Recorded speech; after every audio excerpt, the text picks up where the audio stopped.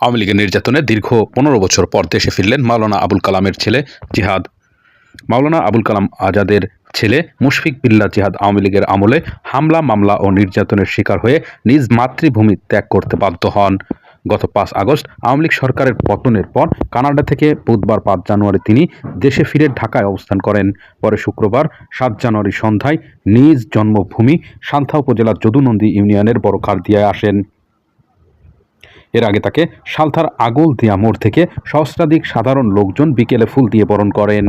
এ সময় বলমারী, সালথা, নগরকান্দা বিএনপি সহ অঙ্গ সংগঠনের নেতাকর্মী ৫ শতাধিক মোটরসাইকেল প্রোটোকল দিয়ে তার নিজ গ্রাম বড় খারদিয়া প্রাইমারি স্কুল মাঠে আনেন। এ সময় তিনি সংক্ষিপ্ত আলোচনা সভায় যোগ দেন। পরে সেখানে তাকে ফুল দিয়ে সংবর্ধনা জানানো হয়। সংক্ষিপ্ত আলোচনা সভায় মুশফিক বিল্লাহ জিহাদ তার বক্তব্যে বলেন, ১৫ বছর কেটে গেছে, অনেক সময় চলে গেছে। রাস্তায় যখন আসতেছিলাম বাড়িঘর অনেক কিছুই চিনি না, মসজিদ পর্যন্ত চলে আসছি, পরে খেয়াল করছে নিজের বাড়ি পিছনে ফিরে আসছি। আমি যখন দেশ ছেড়ে চলে যাই তখন আমার ছোট সন্তানদের বয়স ছিল, একজন ক্লাস 5-এ পড়ে, একজন ক্লাস 3-তে পড়ে। আমি কোলে করে চলে গেছিলাম। 15 বছর পর মেয়ের বিয়ে হয়ে গেছে, সেই বাচ্চাদেরকে আর আদর করতে পারি নাই, কোলেও করতে পারি না।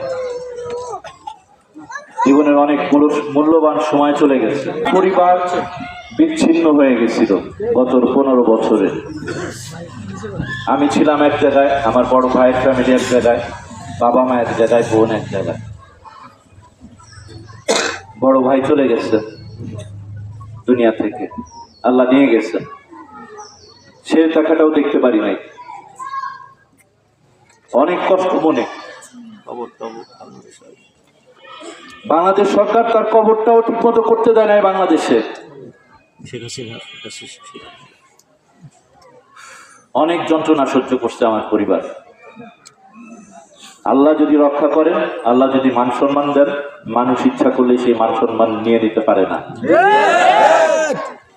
মানুষ সারা জীবন চেষ্টা করছে, এই ফ্যাসিস্ট সরকার সারা জীবন চেষ্টা করছে পা নিচে টেনে ধরে আমাদেরকে নামানোর জন্য। আল্লাহ আমাদেরকে উপরে উঠিয়ে দিয়েছে। আপনাদের প্রতি অনেক কৃতজ্ঞ আমরা। ভালোবাসা দেখিয়েছেন, দোয়া করছেন, আল্লাহ আমাদেরকে রক্ষা করছেন। সমুদ্রের মধ্যে ছিলাম কিন্তু একটু পানিও গায়ে লাগে নাই, আলহামদুলিল্লাহ। আল্লাহ সম্মান অনেক গুণে বাড়িয়ে দিয়েছেন। আওয়ামী লীগ সরকারের দীর্ঘ সালথার সুলতানিয়া দাখিল মাদ্রাসার সুপারিনটেন্ডেন্ট শাহ মোহাম্মদ হাবিবুল্লাহের সভাপতিত্বে বিশিষ্ট ব্যবসায়ী আলহাজ টুলু মিয়ার সঞ্চালনায় সংবর্ধনা অনুষ্ঠানে উপস্থিত ছিলেন সান্থা উপজেলার সাবেক ভাইস চেয়ারম্যান মোহাম্মদ আসাদ মাতুব্বর, উপজেলা বিএনপির যুগ্ম সাধারণ সম্পাদক খায়রুল বাশার আজাদ, শাহ মোহাম্মদ হাবিবুল্লাহ মিয়া, কাজী ইলিয়াস হোসেন, জেলা ছাত্রদলের সিনিয়র যুগ্ম সম্পাদক খায়রুল বাশার রুমান, বলমারী উপজেলা যুবদলের যুগ্ম আহ্বায়ক মাহবুব হাসান সজীব প্রমুখ।